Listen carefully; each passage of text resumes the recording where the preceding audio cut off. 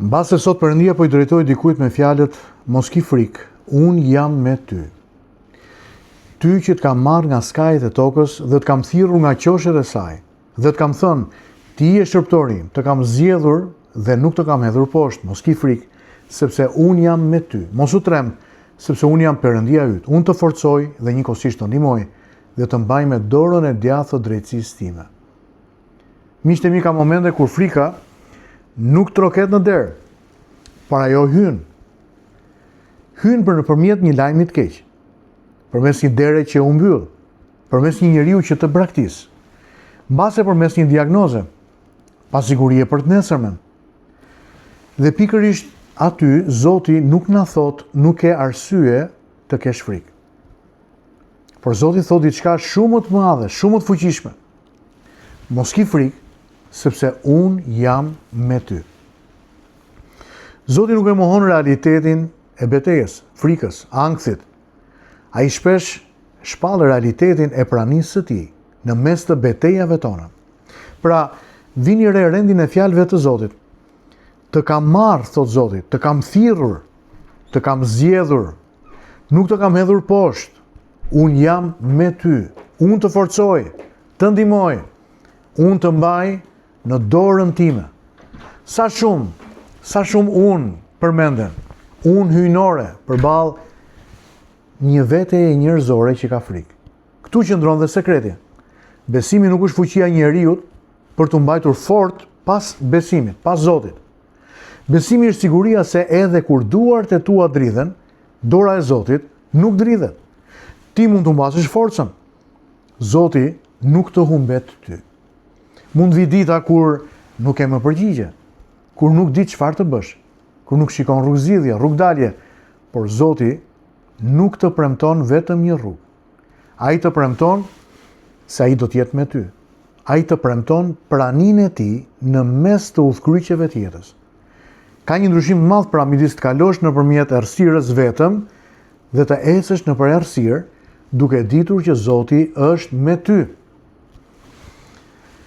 Ndoshta sot je duke luftuar me frikën për të nesërmen dhe me të drejtë pyet, si do të jetë, po sikur të mos ja dal. Mirë po Zoti tek Isaia, në këtë kapitull 41, ai të përgjigjet, unë të forcoj. Ti thua, po sikur të mos kem asnjë njeri. Zoti thot, unë të ndihmoj. Ti vjen të mendosh, po sikur të rrëzohem. Zoti të thot, unë të mbaj. Po sikur njerëzit të më braktisin, o Zot. Dhe këtu përgjigja e vargut 9 është madhështore. Zoti thot, të kam zgjedhur dhe nuk të kam hedhur poshtë. Dëgjoje këtë. Refuzimi i njerëzve nuk e anulon zgjedhjen e Zotit.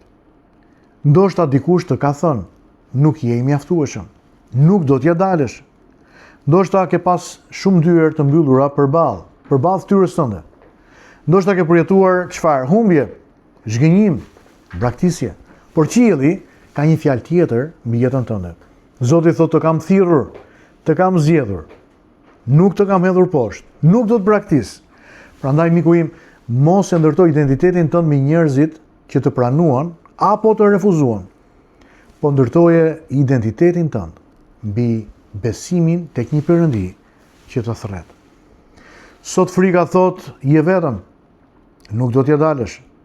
Zoti thot, unë jam me ty. Ti nuk je vetëm, unë jam fitoria jote.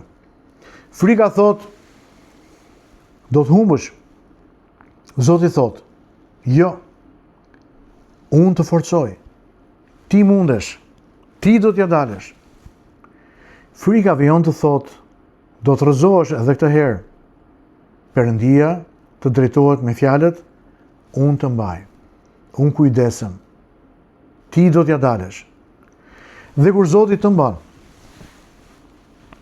nuk është forca e dorës sate ajo që përcakton të ardhmen, por është fuqia e dorës së tij.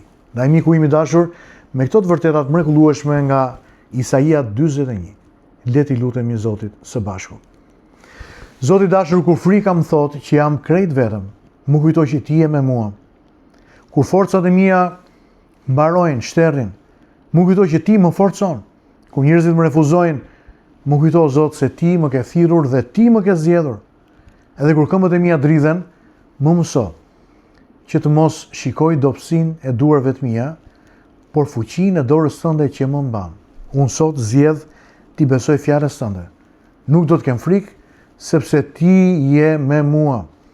O Zot, bekoj burrat dhe gratë që po ndjekin sot, fëmijët, familjet e tyre, inkurajoj nëpërmjet fjalës tënde dhe le që kjo lutje të jetë për ta çlirim. Në emrin e Jezusit. Amen dhe amen. Miq të dashur, ky ishte meditimi për ditën e sotme. Nëse ishte bekim për ju, ndajni me miqtë tuaj e unë pres ju takoj sërish në meditimin e radhës ditën e nesërme. Zoti ju bekoft pafund.